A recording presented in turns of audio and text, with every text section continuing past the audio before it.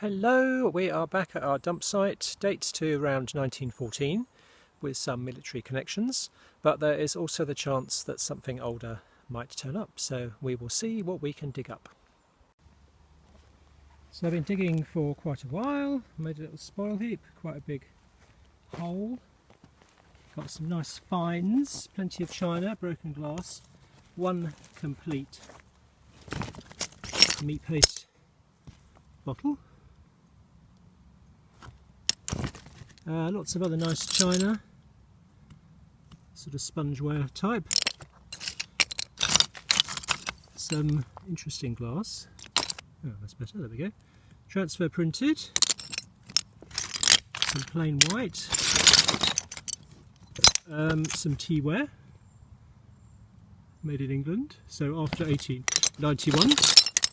Another chunk. Leadless glaze, W. Adams & Co. 1914, which is a good date. Plenty of bits of mineral water bottle. Some Maiolica type flower pot there. Of course, jam pots.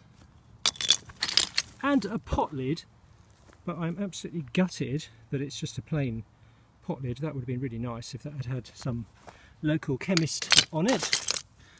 Bristol glaze earthenware, stoneware, sorry. The exciting thing is, at the bottom of rather a deep hole that we've made is a clay pipe. So let's pull that out. It's the same sort as I found before, with the sort of knobbly stem to it. I did find a bit of stem earlier, which may well fit onto it. So that's nice. That'll be about 1880 to 1910, I imagine. Sort of knobbly clay pipe, so very happy with that.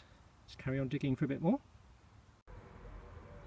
Okay, a considerable amount of washing up later. We are ready to examine our haul. Ceramic haul from the dump. Quite a lot is just plain white glazed earthenwares, so we needn't delay ourselves too much longer with those. There's some flower pot. A couple of marks. English bone china and all something from England and two. Some post-medieval redware, which is probably 19th century in date. The top to a can of something, which I can't quite read. The profile from a mixing bowl or pudding basin perhaps. Again, leadless glaze from W. Adams & Co. 1914, which gives a date approximately to the whole assemblage. A bit of Maiolica glaze, pot I guess. This might be either a flagon or possibly, because it's got the start of a sort of flower there, a hot water bottle. Timothy White's. I found the other half of this the other day, which I must dig out. But you can actually see the construction of it inside. It's still got the finger marks of the potter handmade item. The disappointing pot lid, which was completely plain. Some teawares, teapots, base of, brown glazed teapot, red clay,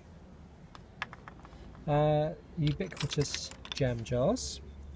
So you've got that rilling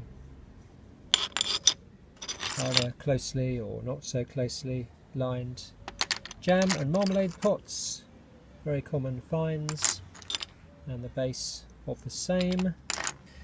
Some marks from marmalade pots, so Malling of Newcastle, who was a great producer of jam and marmalade pots there, and a Hartley's jam pot, none genuine unless bearing W.P. Hartley's label, I think the whole thing says.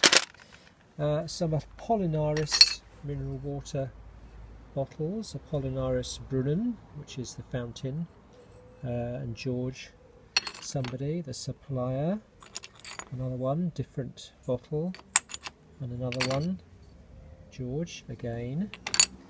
Some storage jars with a string mark at the top for taking a cover. Some teawares, tea glasses, teacups I mean. Right, on to the decorated wares. Some moulded pieces here, some ubiquitous Willow pattern, a range of hand painted and hand stamped designs, some transfer printed, green and blue, various types, a candle holder which broken off its base,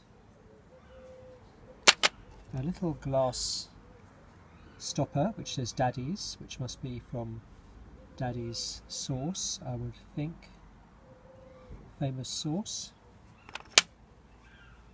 A couple of metal items, a 12-ball shotgun cartridge there, and a lid, a screw lid, all fitting to some tin. One complete pot, a meat paste jar with space for a paper label, one pipe stem, one pipe bowl, knobbly design which I showed you in the video, rather fun. Presumably a sauce boat, I guess.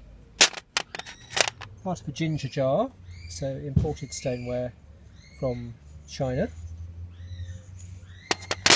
A rather amazing piece of pottery with a crane design and Chinese vegetation, which is also decorated on the other side with this spruce tree or whatever it is. Pity that wasn't complete, but pity it was smashed into a whole lot of pieces. And then the unexpected find is this one shard which is actually medieval pottery. Surrey whiteware with some green copper glaze, and you can see the inclusions in the clay. So Surrey whiteware, probably from Farnborough, will date to 1350 to 1500.